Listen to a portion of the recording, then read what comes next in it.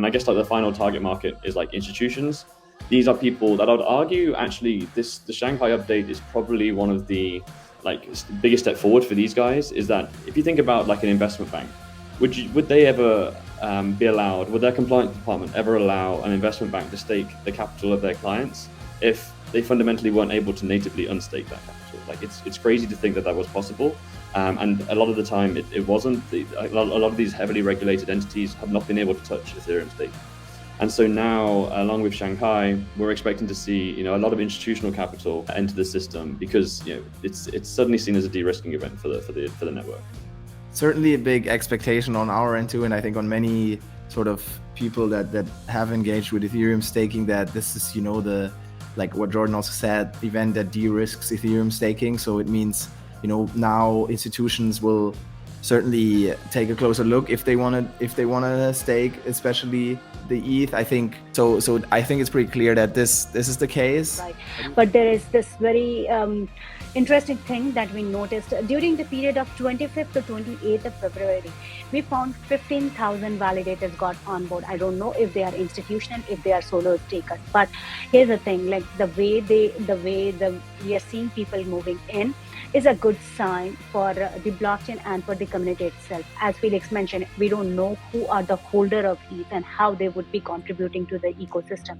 If that is institutional, we can see more institutional people coming in. Obviously, we would like the ecosystem to be decentralized, so we would encourage more solo stakers to participate in. But as on today, I can say that with the end of this year, we see that Ethereum will be a chain which it was promised at the time of launch, like a fully functional blockchain that is capable of helping out and creating a new ecosystem for this present world. Don't worry, we are friends.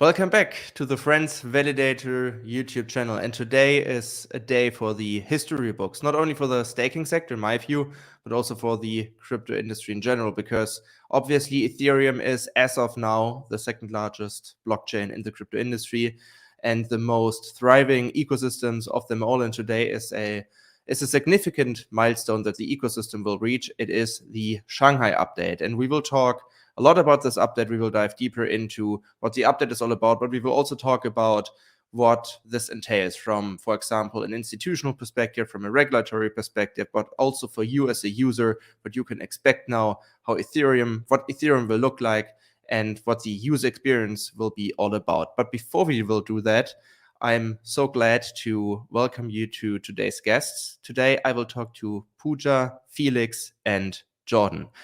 Welcome, guys, and thank you for taking the time. Yeah, thanks for having us. Appreciate the invite. Yeah, and before we dive deeper into the conversation, I think it would be very useful if you guys could give us a quick introduction of yourself. So maybe we'll start with Pooja and then with Felix and Jordan. So could you briefly introduce yourself? So what are you working on these days? How are you involved with the Ethereum ecosystem, and so on and so forth? Thank you, Judy. My name is Pooja. I am with Ethereum Cat Herders, a group which is involved to support Ethereum protocol development. That means we are working towards supporting the upgrade. We educate about EIPs and many things related to Ethereum research work. Other than that, I am also the founder of etherworld.co and EIPsinsight.com. So both are, of course, related to Ethereum, and I have been in this industry since 2016. All right, cool. I'm Felix Lutsch. I'm the Chief Commercial Officer at Chorus One. Chorus One is a staking provider active in many different networks, around 40 now. So we are also supporting Ethereum through, for example, Lido, so liquid staking solutions, but also with a institutional offering that basically allows people to spin up Ethereum validators with us in a seamless manner, which is called Opus. So yeah, happy to provide sort of the node operator insights today and sort of like our view of the staking space and where Ethereum is standing. And yeah, super excited to be here. Thanks, Yuri. Awesome. And yeah, so hi everyone. I am Jordan Sutcliffe. I am the business development lead at Stakewise. We are one of the OG liquid staking providers. We've been providing liquid staking on Ethereum now for over 2 years. And so yeah, it's great to finally be discussing Shanghai. Obviously, the merge was a major update. Shanghai is not quite as big in terms of the technical lift, but in terms of what it actually unlocks is pretty great. So yeah, it's keen to discuss how Shanghai will impact like liquid staking protocols specifically, and also obviously it's keen to talk more about liquid staking in general and what the benefits it provides to users. Yeah, very well said, and we will definitely dive deeper into this. You teased a lot of things that we will touch base on later. But before we do that, I think it makes a lot of sense to bring everyone who's watching this on the same page. So there might be some people who just heard about the Shanghai upgrade, like let's say a couple of days ago, because this is what is hitting the news nowadays. So Pooja, I think you're the best person to answer this question. So why is everyone talking about the Shanghai update? What is this update all about from a broad perspective, and what does the update mean in context of the merge? And just as a note for the people who also don't know exactly what the merge is, we are talking about the switch from proof of work to proof of stake. Of course. Thank you for the question. This is really interesting for people who are like relatively new to the Ethereum ecosystem. If I may mention this, like this upgrade that we are going to happen today is a Shapila upgrade. Shapila is basically a derived term of Shanghai and Capella. Many people may know that with the merge in September 2022, Ethereum has switched its consensus mechanism from proof of work to proof of stake. Proof of stake chain was also running in parallel to the Ethereum mainnet since 2020 December. With the launch of Beacon chain, what we did is enabled users to actually participate in the network by becoming validator. They can deposit their ETH, they can become validator, and they can join the Ethereum network. But this was unidirectional. People will be able to join the network, earn rewards by doing good jobs here, like helping out with the security of the network, but they were not able to withdraw their money. So this Shapila upgrade will actually enable the ETH withdrawal, which was staged for over 2 years or 3 years for many people.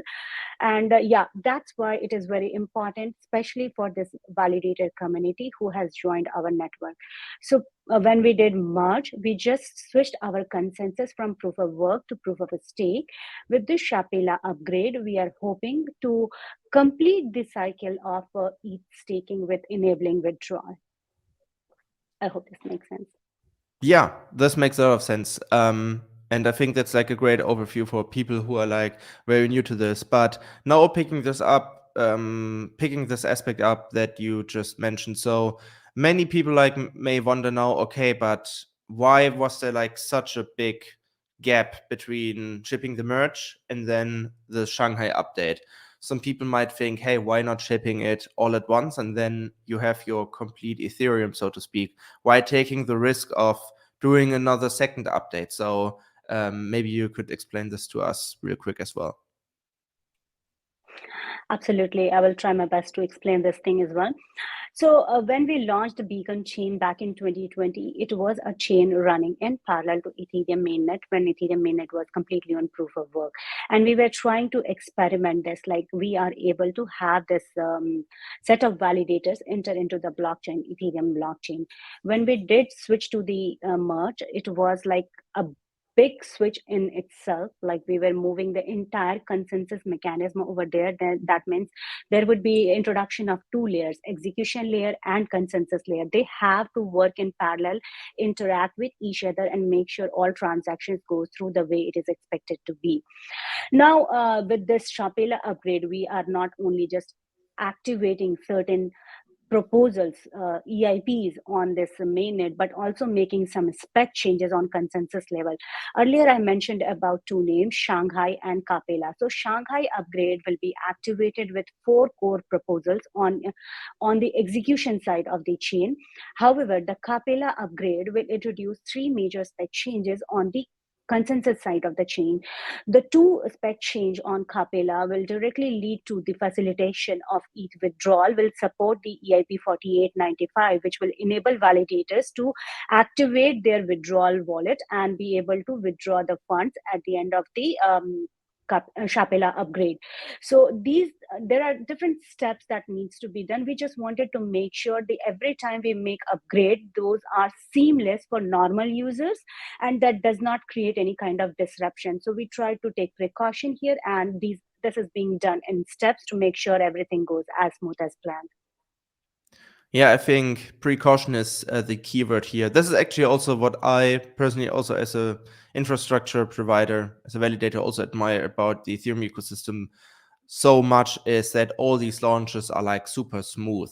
Like there are a lot of other ecosystems where launches are always connected to like bumpy starts, so to speak. But in Ethereum, you just woke up and then, oh yeah, happy merge day. So this is actually like pretty cool to see that you guys take the time here. Last question for you, Pooja, before we move on to what this means for the staking sector. Could you like maybe like draw a picture for those people who maybe experience their first big launch now? So when the launch is fulfilled in a couple of hours from now, what will they do? Will it be like possible from 1 minute to the next to withdraw your staking rewards that people accumulated over the last 2-3 years? So yeah, could you like maybe draw a picture here real quick? Of course. So there are different set of users for the Ethereum blockchain. Users who simply hold ETH in their wallet. They don't have to be worried at all. They would be doing just fine. People who are making some transaction on the chain, they don't have to worry at all as well.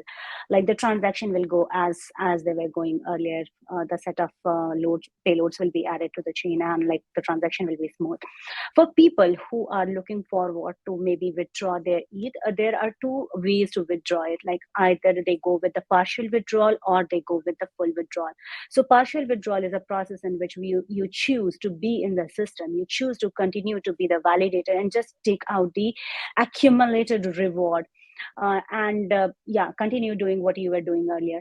There could be some validators who are looking forward to come out with their full withdrawals, like taking their 32 ETH plus whatever reward they have done. So there is this churn mechanism planned, and we hope the process is designed in a way that not everybody would be allowed to come out in a day, but there is certain limit that these number of validators could be able to come out with their rewards, whatever way they choose, like partial withdrawal or the full withdrawal, they can be coming out. There is a queue for both sides, like for taking out the rewards, but also from the getting inside as a validator, right? So we are trying to design this protocol in a way that at any point of time, it does not create any security threat, and there should not be a lot of inflow of ETH in the market. There could be wait time, but that should be notified as well. Like you would be able to understand how much is the wait time for yourself. Yeah, and now that we talk about this outcome, so to speak, you just drew like a perfect picture. Like maybe Felix, you could take it on from here. So I think this is also very important here to bring this into the context of the user experience. So why is staking ETH so different compared to all the other popular proof of stake networks that we know today? I mean, you're also validator on Solana, I believe also on Kusama and on Polkadot, the Cosmos ecosystem also very present. So why is all of this so different from staking ETH from a like maybe more technical perspective?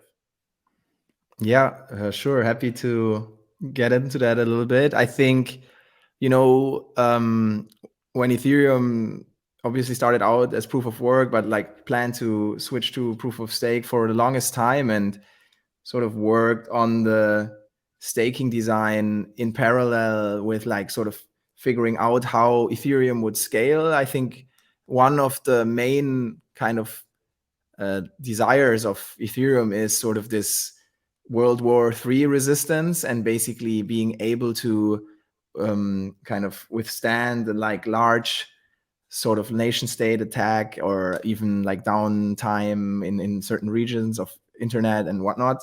And also I think that the goal to really allow home stakers to run their own nodes. And I think also that initially the plan was to have like sharding, where you also need like a lot of nodes to basically be able to shuffle the validators across the shard. So this is basically a way that initially Ethereum was planned to be scaled. Now, in meantime, like a lot of this has kind of shifted to like a more roll-up centric scaling vision, but still the design sort of initially the specification took this into account and sort of came to the conclusion that or like basically came up with this concept that you have like 32 ETH, every 32 ETH is a new validator, versus in other proof of stake networks where you rather have this sort of delegation structure built into the protocol, where basically, you know, a few people run the infrastructure and most of the token holders actually just sort of delegate their powers to these providers, the validators. So this is how Solana works, how Cosmos works, on some high level, essentially also how Polkadot works.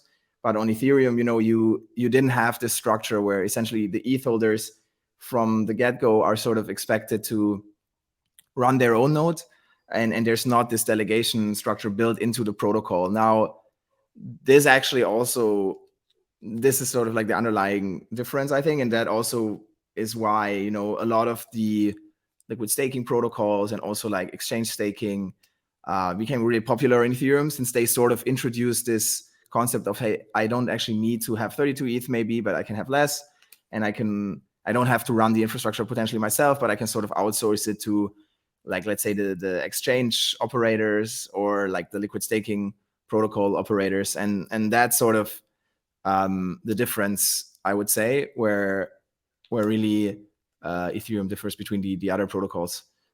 We can get into more of that, but I think that's like the high level view. Yeah, 100%. And what you just mentioned, this aspect with that you need 32 ETH in order to set up a setup like a validator is like super interesting. I will pass this on to Jordan now. So you heard what Felix said. So this is also where a lot of Ethereum folks criticize the other networks, saying that they are like slightly more centralized because you have like somewhat companies that are running a validator, and then you have this POV in terms of the user picks his validator, delegates his cryptocurrencies to this validator. But again, on Ethereum, this works very, very different. So could you like maybe draw us a picture here, what the future will look like now that people will like actively will receive their staking rewards on a regular basis? Who are these people and how will they basically participate in the staking industry? Will most of them just stick to staking with liquid staking providers? Will most of them like run their own validators, like at least those people who hold at least 32 ETH? So what are you expecting here? Yeah, absolutely. I think one of our main job, like both ourselves as a liquid staking provider, but also on Felix's side as a node operator, is to essentially enable staking for everybody. And one of our biggest roles is education. It's also removing the technical, you know, Felix hinted at, like there's technical barriers to actually becoming a node operator. There's economic barriers to becoming a staker on natively on Ethereum because of the 32 ETH requirement. And so as a staking protocol, we remove those barriers. So for some quick context, like we allow anybody on Ethereum to stake no matter how much capital they hold. There's no minimum requirement to stake with Stakewise right now. And we have node operators who run and stake on behalf of Stakewise and these respective stakers. So we're removing a lot of those barriers to entry for essentially anybody to participate and earn rewards on the network. In terms of what these stakers look like honestly, I think I mentioned at the start, like our job is to cater to everybody. We need to make sure that we have people who are like mom and pop crypto users who are like super new to the space. They are not technologically advanced. these people need to be able to stake their capital. And so this is kind of one end of the spectrum here. Like I kind of like to coin these people as like one-click stakers. They simply want to go from Ether into a liquid staking token. And for some extra context, by holding a liquid staking token, you start staking, you start earning rewards, and so it can be as simple as a simple swap from Ether to a liquid staking token. So they're like a lot of basic users of the Ethereum network that we need to make sure we're catering to, and the goal there is to make sure that the whole process is as streamlined and as simple as possible. You then have more advanced users. Like you mentioned, solo stakers. I think Felix mentioned these. Like these are the people who want to be staking on their own infrastructure, on their own nodes at home. These guys are deemed like the gold standard for decentralization, which is exactly what obviously the Ethereum network stands for. And so on our side, we're again trying to reduce the technical hurdles for people to actually create their own nodes at home. So we're working closely with companies which provide ready-made hardware for people to buy to essentially start running their own node. We're creating our own internal software to kind of reduce the technical hurdle, and there's also many other third parties doing it as well. And one of the things that we're also offering is the ability for solo stakers to liquid stake. This is something which currently has not been possible.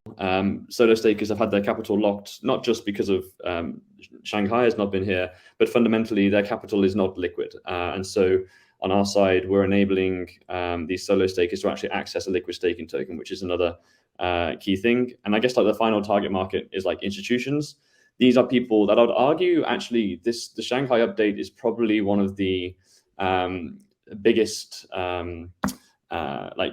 step forward for these guys. Is that if you think about like an investment bank, would they ever be allowed, would their compliance department ever allow an investment bank to stake the capital of their clients if they fundamentally weren't able to natively unstake that capital? Like it's crazy to think that was possible, and a lot of the time it wasn't. A lot of these heavily regulated entities have not been able to touch Ethereum staking, and so now along with Shanghai, we're expecting to see a lot of institutional capital into the system, because the risk it's suddenly seen as a de-risking event for the network.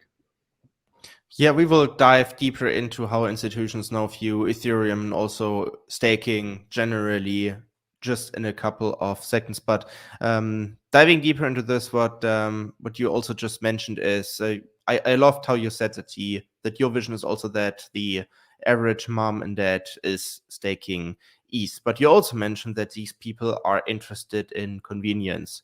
So they don't want to jump between different wallets. They want to basically just press one or two buttons and then their ETH are being staked. But nowadays we just have like a couple of liquid staking providers that are like popular, or better said, like easy to find for the average Joe. Maybe we have like Lido, now also Stakewise. We can talk about Rocket Pool, but then we already start about all those centralized exchanges. Binance, I believe Kraken offers the service as well. So essentially we talk about a couple of big players. And then do you also see that this is like the reason why we saw this huge blow off in liquid staking solutions was because there was just such a small market for this, and the demand was so big that the market was basically flooded by all the liquidity of people who wanted to stake their ETH. And now also following up with this question is there also like a danger if this market is so small that it can be flooded in such an easy way? Yeah, I think one of the key things to point out here is like why are people liquid staking? Like what are the benefits here? Because there is a big difference between just simple Ethereum Ether staking and liquid staking. So like when you stake in a liquid fashion, you receive a what's called a liquid staking token to represent your deposit, and this enables multiple things. It enables you to essentially unstake your capital on demand. Pooja mentioned there's going to be a withdrawal queue for validators. This is going to be the case, obviously, when Shanghai happens, and this withdrawal queue can be days, it could be weeks. And so the ability to actually receive a liquid staking token that you can sell on demand to unstake is like one of the major benefits for liquid staking. And I think that's I think a lot of people think that when Shanghai happens, liquid staking is no longer going to be relevant. I think that's certainly not the case.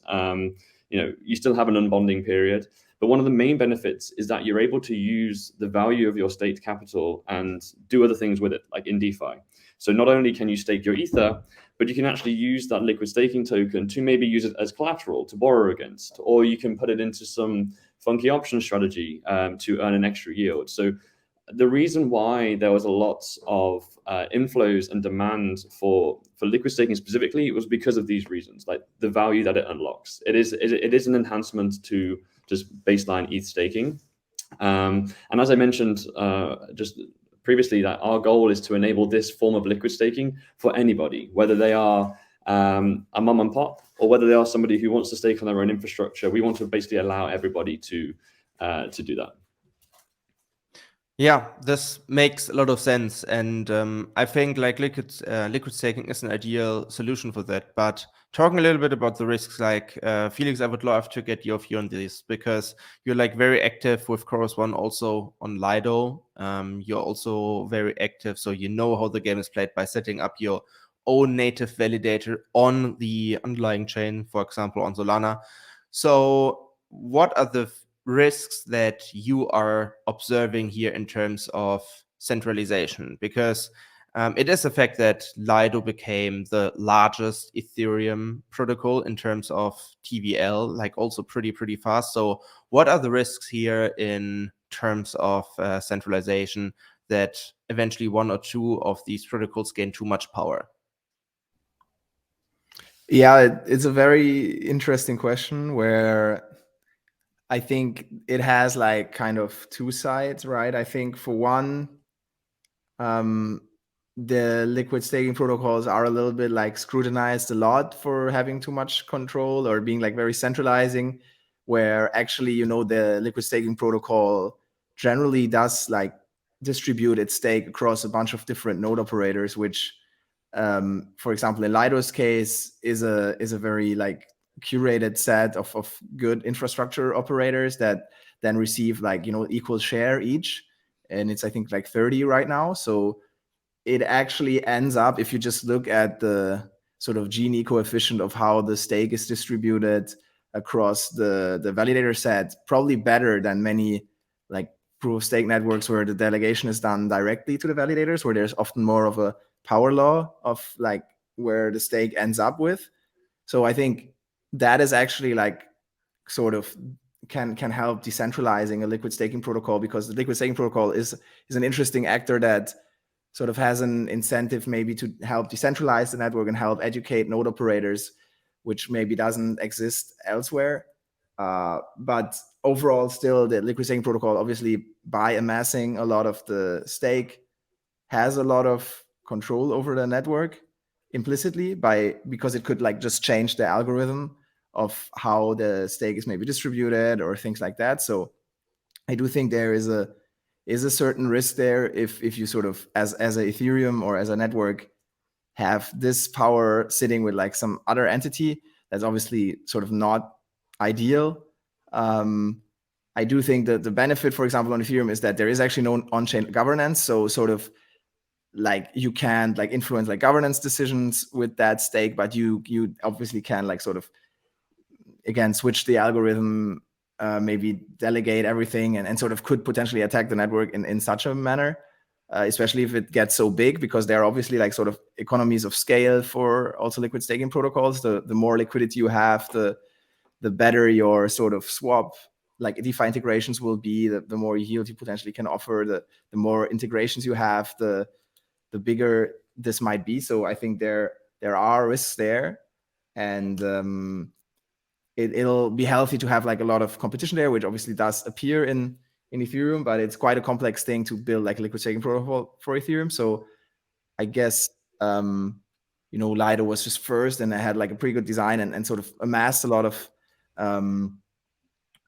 power there. Now, how this will continue to turn out, I am not really sure, but I think those are like sort of some points how liquid staking impacts centralization that I see right now. Yeah, very well said. And when you talked about on-chain governance, I also felt the pain points very well that validators know from the Cosmos ecosystem. But I think that's a topic for another episode. Moving on to you, Pooja, like maybe you could also share your thoughts a little bit on the staking industry now, because we talked a lot about how this upgrade will impact the Ethereum ecosystem and the user experience, like in the short term.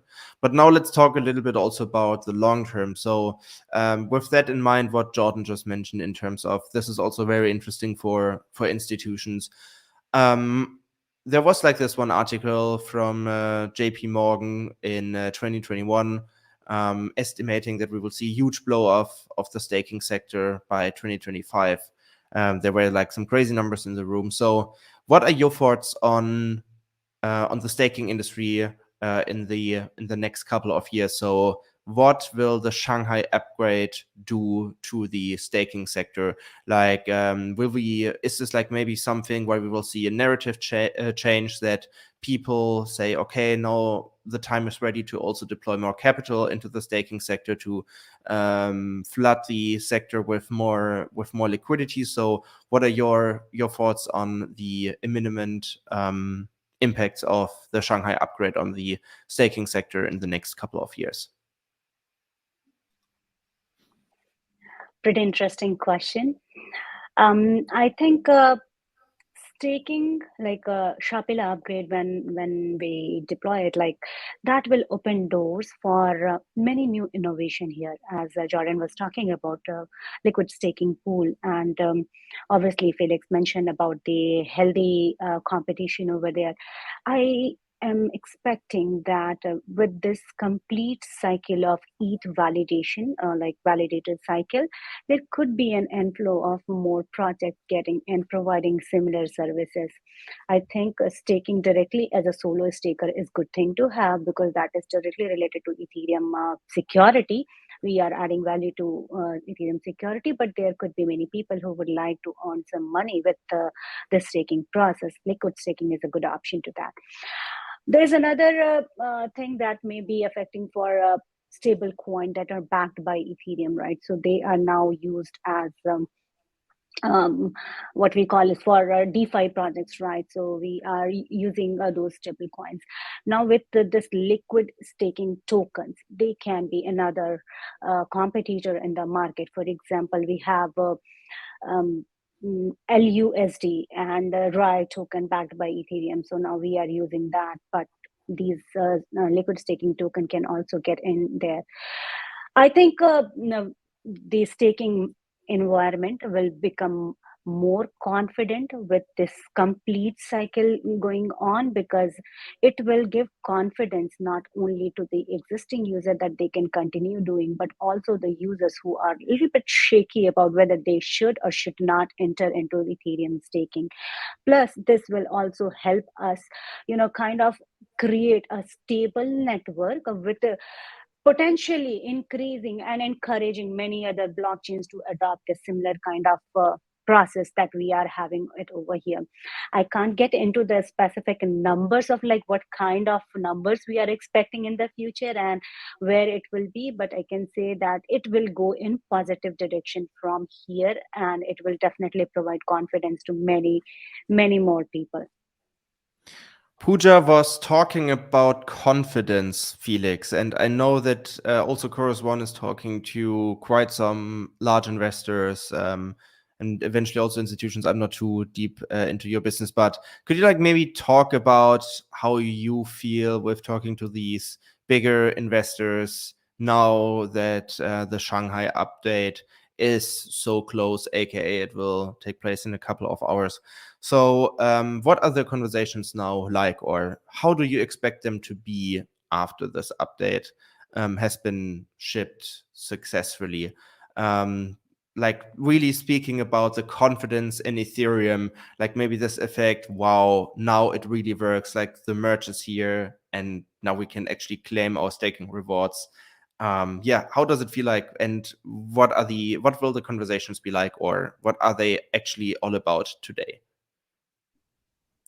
Yeah, that's a very interesting question. I think, there's been certainly a big expectation on our end too, and I think on many sort of people that have engaged with Ethereum staking, that this is, the, like what Jordan also said, event that de-risks Ethereum staking. So it means, now institutions will certainly take a closer look if they want to stake, especially the ETH. I think so. I think it's pretty clear that this is the case. I do think these timelines for some of these institutions are very long. Some of them have been planning forever to like do something with ETH. So I don't think on the first day people will like start staking right away. So probably we'll need to like look at how does the upgrade go down. Some of these initial question marks still about like the exit queue, how will this all be handled, and then I think settle some things, and then I would expect a slow uptick certainly of these sort of players to engage with Ethereum more. I do think that basically that is the one side, right? So this is obviously a de-risking event. Ethereum is like the second, or maybe meantime, maybe first for some institutions to think about, like in terms of crypto asset allocation, and then also usage beyond just custody. With staking, I think is also like one of the lowest risk things that you can do. So it's obviously interesting from that perspective. But then on the other hand, you sort of have that other angle of, now the regulation cracking down on some of the centralized staking services, which I guess is a question, like I assume, especially in the US, like many will be are more cautious now again in terms of like, can we actually offer this, what we were planning to do, or will we also be like under scrutiny now because of what we're trying to do, and maybe like again take a step back and take some time and sort of forego the yield. So I guess there's like sort of two forces there. One being obviously, the de-risking, and the other one being, okay, regulation actually takes a closer look at staking, maybe reevaluate what you were trying to do. This depends obviously on the type of customer that wants to integrate staking or like stake their own tokens. That might be like more straightforward to do.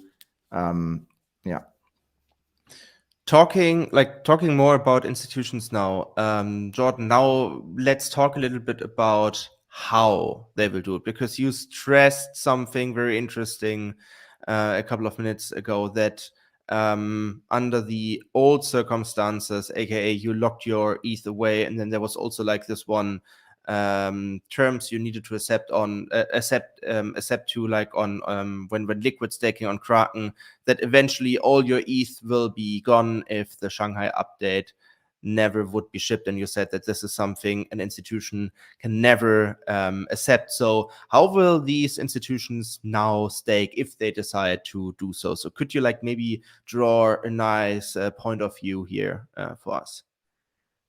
Yeah, absolutely. I think the first thing to mention here is that like there is obviously it's like a continuum. When we talk about institutions, there's already institutions that are staking, right? There are a lot of crypto native funds that were technically institutions that are staking, but there's also a hell of a lot of capital that is currently sat on the sidelines. And so, like for sure, I think anybody who had I mentioned de-risking, it suddenly is in the sense that a lot of these institutions that were not comfortable with locking their assets, they suddenly will get that comfort now, knowing that they can unstake. And I agree with Felix. Like, I don't expect like a major flood from day one, or from today, I suppose we should say. But I think very quickly we will start seeing an uptick in capital flowing into the system. And as Pooja mentioned as well, like there might be some withdrawals to start with, like some moving around of the current state capital. I know a lot of validators are looking to withdraw their rewards from their validators through partial withdrawals. But then I think a lot of that will also get restaked, just for clarity. I'm not expecting a lot of Ether to suddenly hit the market, so to speak. How institutions will stake? Well, I suspect that the majority of institutions will need to stake with licensed and recognizable entities, i.e. commercial node operators. And it can be problematic. We've talked about decentralization and how important it is that no single entity has a large control of the network or stakes a lot of the network.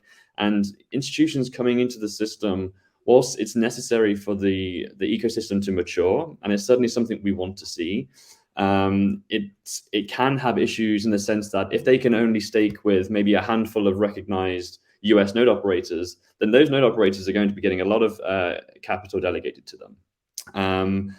What I do hope to see is that technologies like DVT, distributed validator technology, and other technologies will allow institutions to be more comfortable with staking with maybe smaller node operators. I do very much see a world where you have within like a DVT cluster, you have like a couple of commercial node operators alongside a couple of smaller stakers, maybe even home stakers. And for the institution, like at the end of the day, their capital is safe. Like a lot of these staking pools, like Stakewise, is non-custodial, right? We do not take custody of assets. The node operators do not take custody of assets. And so for institutions, I'd like to see them become happy with staking with smaller node operators and be comfortable with that. But it's going to take time. Like Felix said, like these guys are certainly slow movers. And I actually do not expect to see like the majority of them looking to liquid stake straight away. A lot of these guys that have not been staking because of anticipation or anxiety around withdrawals, they're not going to, they are people who, just staking their assets alone is a major win for them. If they're holding a lot of Ether capital, to be able to actually just earn a yield on that, like if you told any fund manager that they're holding dollars and they can earn a 5% yield on it, they'd go crazy for it, right? Okay, so treasury yields are getting that high now, but like historically, like these kind of yields on dormant assets is great. So just staking alone is going to be fantastic for these institutions. I do truly believe, though, that liquid staking itself will be the dominant form of staking. But I think for institutions, it's just going to take them time to get more comfortable with liquid staking specifically. I think also Felix mentioned like regulatory uncertainty. Like Shanghai does solve some of that, but I still think there is a lot of regulatory uncertainty out there. And that could be a barrier to entry for these institutions who just require full clarity before they start deploying assets. And I think one of the final things is that one of the issues that a lot of these more regulated entities have is they cannot be pooling their capital with anybody, just anonymous people. And a lot of staking pools right now, like Stakewise is currently a single staking pool. We're about to move to a new system called Stakewise V3, very imaginatively named, where we will allow like segregated staking pools for institutional capital. So we're hoping that there's so many different jurisdictions across the world with different regulatory requirements. Sticking all of these entities' capital into a single staking pool is just never going to be like compliant and good enough. So we're, on our side, at least, we're hoping that the ability to offer these institutions liquid staking, but also the ability to segregate their capital and ensure that their capital is not commingled with other entities is like a super powerful thing that we're hoping will also, entice them into the system, so to speak. Yeah, very well said. And you pointed out Felix and his statements about regulatory certainty. So let's dive deeper into this. So Felix, also you became pretty big with Chorus One in 2021 when we saw this huge blow up of layer ones that supported proof of stake already, such as Solana, for example. So are you like catching up with these conversations around regulations a lot right now? So what are these conversations all about right now? And do you also think that the Shanghai upgrade sustainably will impact these discussions? So what are like some concerns now, and will the Shanghai update somewhat change the discussion generally, or do the regulators do not even know about this upgrade, or don't they care about it? So maybe you could bring us on that page as well. Yeah, certainly we are looking at this because I guess in the end, our end customers sort of are maybe these institutions, or that's certainly a market we're trying to address. And these folks are obviously sort of impacted and by these regulations, potentially what they can offer and how, especially in the US, how staking will be treated. I think from our perspective, we're a Swiss company, and like from our end, it's a little bit more clear, I think, where regulatory like staking is standing, and it's not as complex there. I think especially in the US, you had like a lot of unclarity. If you follow a little bit the cases for like Kraken and Coinbase, you can see that Coinbase had like actually tried to register and sort of try to do like discussions with the SEC around, what could this service look like, and trying to engage, but certainly was sort of ignored, and now just sort of got this warnings of like, okay, shut it down or like pay a fine. I think there's like just a lot of unclarity, even what's supposed to be the right sort of design, or like what needs to be regulated, how should it look, how can you offer a service like this. I do think that, yeah, the Ethereum staking design sort of made it needed for something like Coinbase or Kraken to sort of provide this pooling. I think it's also like sort of what Jordan said, right? That you need to essentially pool maybe the customer assets together to like launch a validator. So like to reach the 32 ETH, or to make it like on your backend sort of easier to launch these validators. Now, that remains also with Shanghai. I think that you need to do this. I sort of personally feel that, like some of the reasons why the staking service is like sort of a security doesn't really make that much sense in terms of what maybe Coinbase and Kraken did wrong. I think there's sort of a lot of uncertainty there, what is actually going on a little bit, I think, and I don't think like, the withdrawals or anything was like actually part of it. It was more that, okay, you're pooling your assets, like sort of Coinbase does like some managerial effort to increase your yield, which actually in practice isn't true, right? They're also just staking your funds. Maybe they're keeping some liquid to allow for withdrawals on the staking platform, and that might be a problem. But there's certainly not a lot of clarity there, since it's sort of trying to apply these rules to the staking system and making a case that it's like not like should be a regulated product. That's sort of where I think it is right now. I guess there hopefully will be a bit more clarity in the future as this conversation, this discussion, and sort of, I guess, also like legal proceedings go on. We're certainly staying up to date for that, and sort of keep our clients where this is relevant up to date about this information. And then, that's the only thing I think you can do. And hopefully it will come to some reasonable conclusion that, people can stake and help secure the network, which is essentially, I guess, from our perspective, a function that is useful and not like shouldn't be, scrutinized. So I guess that's sort of broadly the stance we have.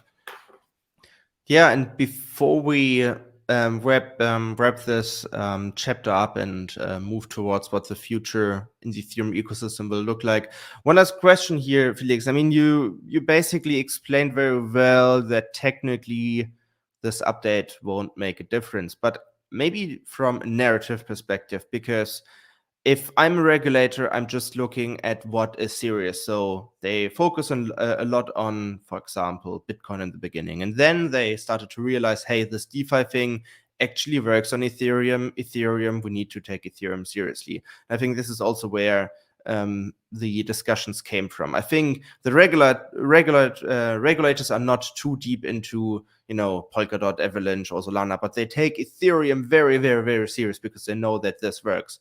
And now that crypto has become so big in 2021, and we can all imagine how fast all of this can grow over the next couple of years, is it like maybe a narrative change here that we see that a regulator will say, okay, this Shanghai update may not change the world tomorrow, technically, legally, whatever, but shouldn't we not put this on our on our agenda pretty fast to discuss before it becomes too big? Because now we actually see, hey, it works. The merge is here, and you can claim your staking rewards. It's just a question of time when we will need to catch up with this topic. Yeah, I mean, I guess the question is sort of like, I guess it is a big event, right? And sort of there's a lot to talk about, and probably bringing a lot of attention to Ethereum. And I think that's good. It can also be like maybe negative attention, I guess, in a sense, since now you're sort of bring that. I'm not sure, like, exactly, there's also like a lot of other agencies, right? There's the CFTC. I think they're sort of saying, it's also a commodity like Ethereum. And then you have like sort of this, who should it actually be regulated by, which is also like sort of unclear. I do think that, like for the longest time, many were sort of skeptical of Ethereum actually moving to proof of stake. And, the merge already, I think, got rid of a lot of this because it actually was there. And now, all the DeFi applications are running on the proof of stake chain and proof of work is done. But maybe like there was some left, like minor like skepticism left of like, no, withdrawals are still not possible. So it's still a scam or something. And that will be like cleared up after this. So, there's probably like no more, attack surface sort of saying, this is not a real thing now. And then, yeah, you should probably pay more attention to it, I guess. Yeah, sort of makes sense for me. Yeah, totally understand here. And now that we talk about like more future related things, Pooja, I want to take it forward here with you. So, I mean, it's like nice that we see the Shanghai update now, but this is not the only update that is around the corner. So I want to wrap this conversation up with what the future of Ethereum looks like, and maybe like try to urge people to look into the bright future of the Ethereum ecosystem. So Vitalik said that after the merge, Ethereum is only 55% complete. And now we enter the era of urges like the surge, the purge, the verge, and the splurge. So could you like maybe give us an overview here? What are these urges all about? What will happen in the next couple of years? What is the next exciting thing we can look forward to?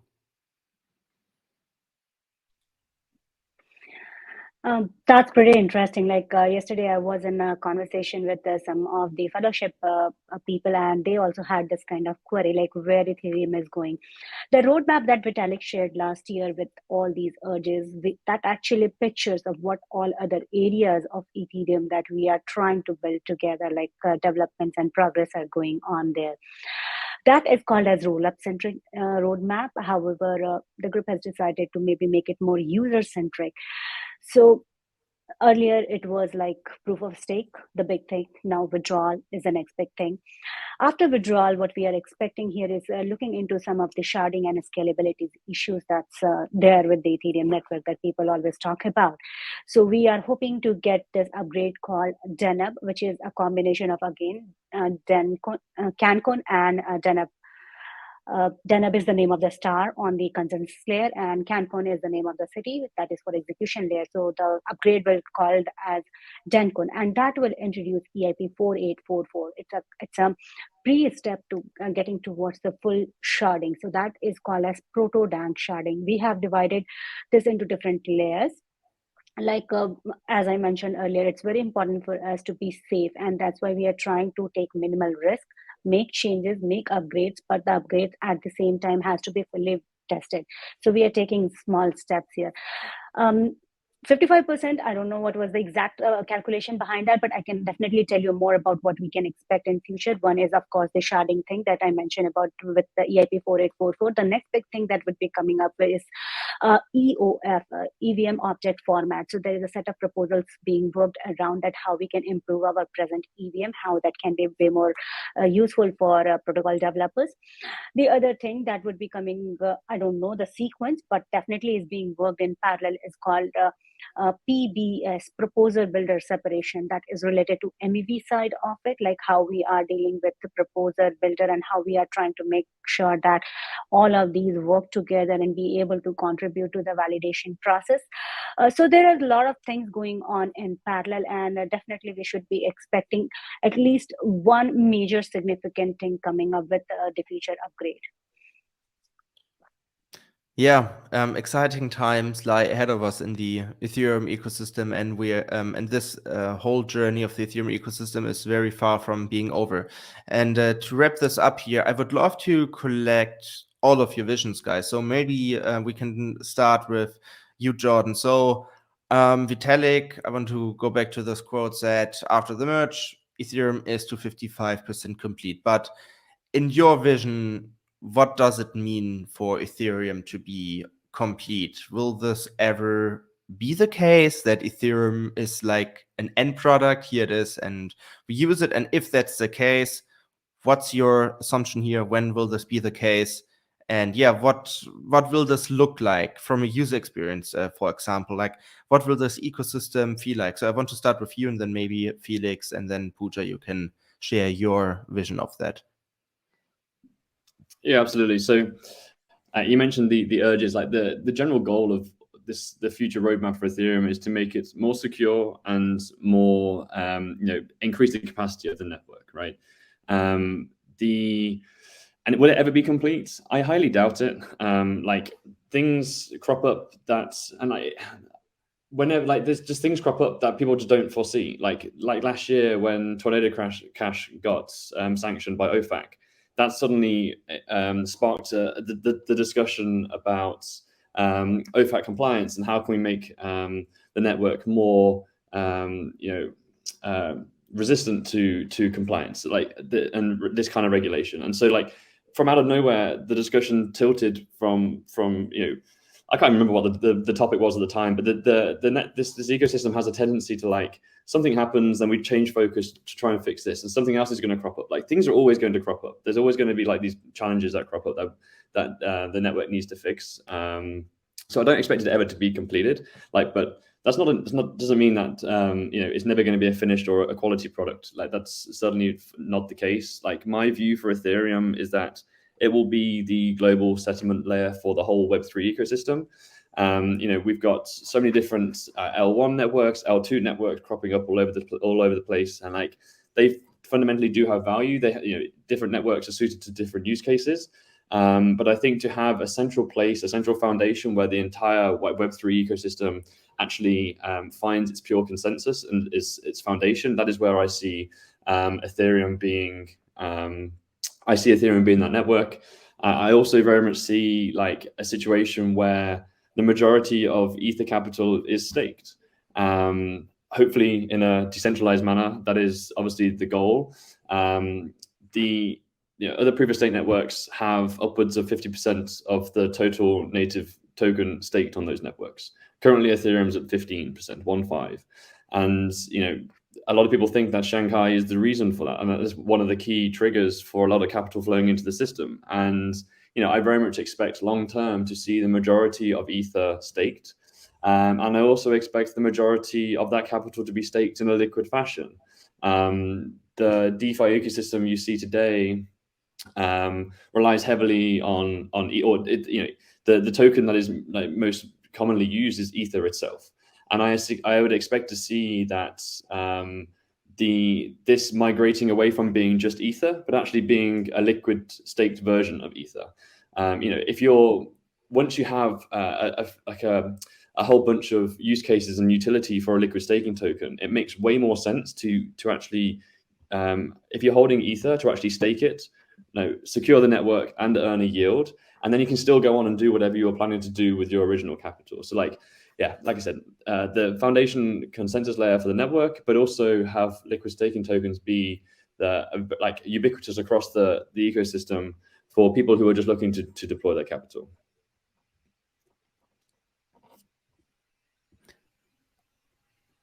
Should I go?